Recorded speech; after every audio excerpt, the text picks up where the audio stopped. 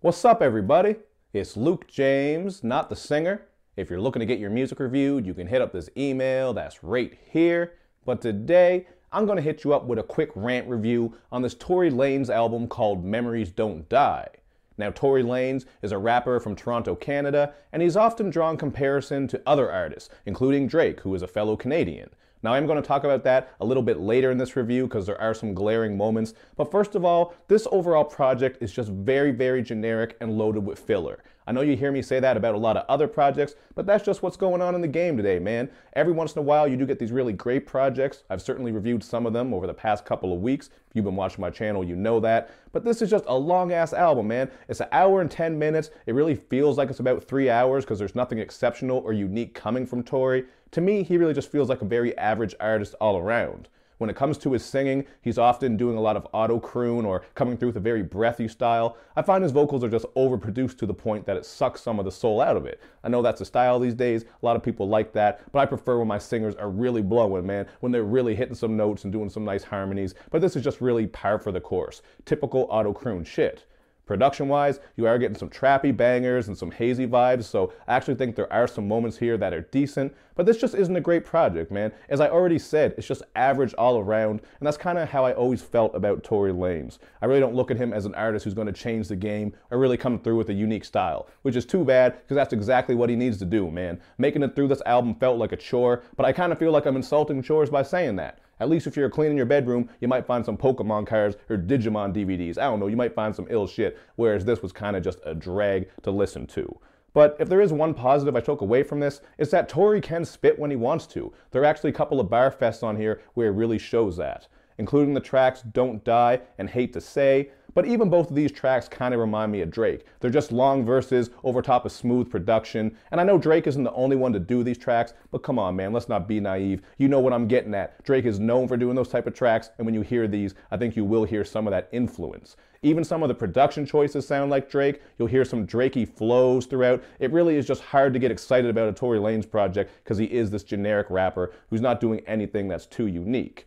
Now, since I did mention the song Hate to Say, I also got to bring up that I can't praise it too much because this song has come under a lot of fire. There are actually a bunch of other songs out here with the same beat, some similar flows, so this really just seems like one of those instances where he heard an underground song and jacked a lot of ideas from it. You can check out Anthony Fantano, my boy. He's got a good little video on there where he talks about it all and posts the links and all that shit. He'll go into a bit more detail, but I think everyone is up to date on this because some of these tracks are damn near identical in spots. So that's something that's really hard to praise him for, and that's too bad because content-wise, I thought this was the most interesting track. He's talking a bit about feuds he's had with other artists like Sean Kingston and Travis Scott, and he does bring up how he and Drake have actually ended their beef. So this track was kind of interesting. I'll give it, for what it is. It was kind of cool content-wise, but again, he is stealing some shit, so you're going to lose some points for that.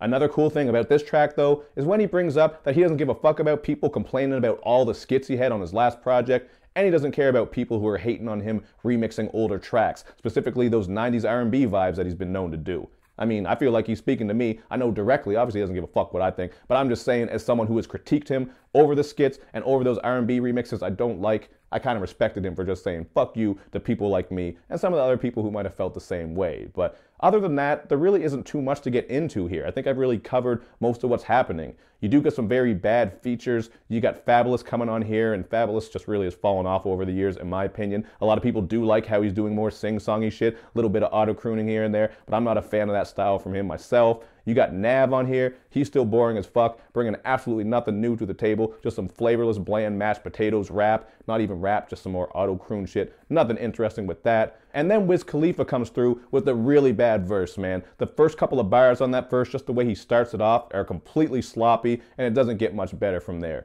Wiz Khalifa is another guy who, when it comes to his verses and his guest features, he really just hasn't impressed me in a long time. So this is another one of those instances.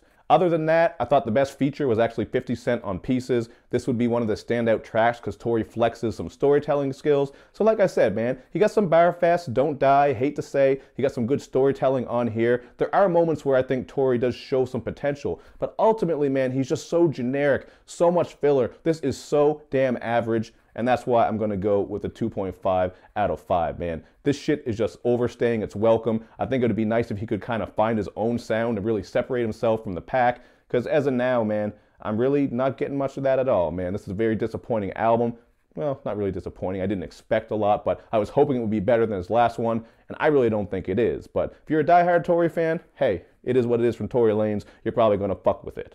But that's all I got to say, man. I'm just kind of ranting on this shit. I didn't write too much here because I didn't think it was a project that really warranted that. Just my opinion. But hey, if you disagree, hit me up in the comments section. I'm sure people like it for some of the bangers and production, some catchy moments with the hooks. I would certainly understand that. But again, man, for me, this shit is just too draggy, unoriginal, and lacking in content. Really, for content, you're getting the typical type of shit, man. Little bit on there about how he was trapping in high school. He got girls, he's fucking them, drugs, drinking. You know how it goes, partying, blah, blah, blah.